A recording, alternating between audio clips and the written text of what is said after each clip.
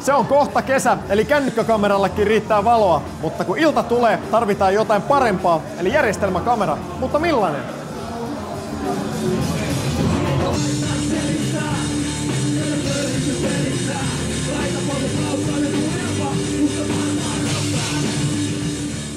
Klubikeikkaa vaikeampaa ympäristöä ei valokuvaukselle juuri ole tarjolla.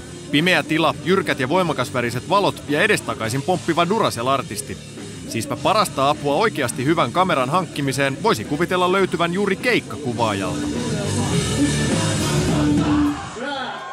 Mitä siltä kameralta vaaditaan keikkakuvaamiseen? No, nopeita linssejä, eli niissä on tarpeeksi valovoimaa, ja sitten myös kameran kennolta vaaditaan sitä, että sä pystyt kuvaamaan korkeilla isoarvoilla. Ja plus, että sä pystyt luottamaan ton optiikan automaattitarkennukseen, koska harvemmin tulee manuaalitarkennusta käytettyä. Siis sun pitää luottaa skarppiin valotukseen. Tietysti kaikkihan lähtee siitä, että kuvaaja ymmärtää mitä tekee ja on kaluston hallinta, että on jaksanut lukea sen ohjekirjan vähän, niin ymmärtää mitä ollaan tekemässä, että se on varmaan se kaiken A ja O. No, meillä on selkeästi kaksi erilaista kalustoa, jolla te teette periaatteessa samaa hommaa. Mikä näissä on ero? Tekniikka, eli toisessa ei ole peiliä ja toisessa on peili sisällä. Peilikameran ja peilittömän mallin ero ei varsinaisesti näy pinnalta muuten kuin kameran koosta. Käytön kannalta merkittävin ero onkin siinä, että peilikamerassa etsimeen katsova kuvaaja näkee peilikoneiston heijastamana suoraan objektiivin läpi tulevan valon. Itse valotuksen hetkellä peili siirretään sivuun. Peilittömissä malleissa optinen etsin on korvattu pienellä sähköisellä näytöllä, jonka tärkein etu on siinä, että etsinkuva näyttää jatkuvasti esikatselun lopullisen kuvan valotuksesta. Se, mihin mä oon ihastunut, on se, että se valotuksen näkee siinä suoraan. Sä pystyt säätämään sen ja se on sitä, mitä on. Optisen etsimen menettäminen teki peilittömistä kameroista aluksi myös teknisesti heikompia, sillä alkuvaiheessa tarkennus toimi niissä hyvin hitaasti. Nyt eroa peilikameraan ei käytännössä synny, ei edes hyvin hämärässä. Myös kuvanlaatuero on kaventunut huomattavasti, jopa suurikennoisiin ammattijärjestelmäkameroihin verrattuna. Millä argumenteilla sä puolustat vielä sun isoa peilikameraa?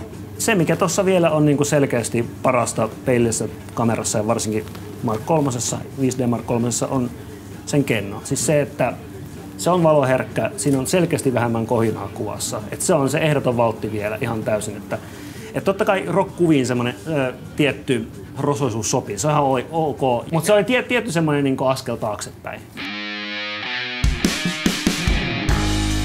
Ajassa taaksepäin mentäessä taas menetetään kaikki digitaalikameroiden edut, mutta silti todella muistettavia rock-kuvia on luotu filmille.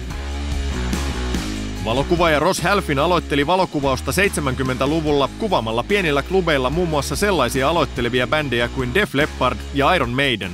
Obviously, when you started with film, you started black and white film and then with color film. How has it changed? Well, when I crossed over, I was very resistant to digital. And I was still, even in the early 2000s, using film. I don't think anything digital can beat it. I don't care what anyone says, it's rubbish. People write to me and say, we've looked at your black and white, why can't, you know, I've tried this Photoshop and this, I just write, try film. And someone said to me, what's that? Vaikka Halfinin mielestä älypuhelinten nostama valokuvausinnostus on hyvä asia, itse kännykkäkameroille hän ei anna suurta arvoa. It's like when people buy a phone and go, it's got a great camera. I don't care, I've got, you know, an iPhone. I've never taken a picture on an iPhone. Really? Never. Never, ever? Never. Not even once? I may have taken one, but I've never used, I always put it down and take out a camera. I'm a photographer. What kind of advice would you give to people wanting to move on from iPhoneography to real photography? Well, I think if you're going to get a digital camera, is you frame stuff better. I think also it helps you compose. Some of my clients, they're really into their photography. They actually take all these pictures. I was at Hetfield in Antarctica and he had all these cameras on deck in the middle of the night when it's freezing, taking pictures of stuff, and he was really into it. You know, so I think in a sense, it excites people again. You know, he's much more excited about that than a phone. Jos vielä pari vuotta sitten pienen peilittömän valinta tarkoitti kompromissia kuvanlaadussa ja käyttöominaisuuksissa, niin ei enää. Nyt on enää kyse makuasioista. Joka tapauksessa mikä tahansa järjestelmäkamera tuo huikean hyppäyksen kuvanlaatuun kännykkäkameroihin verrattuna. Kokeilkaa. Morjens!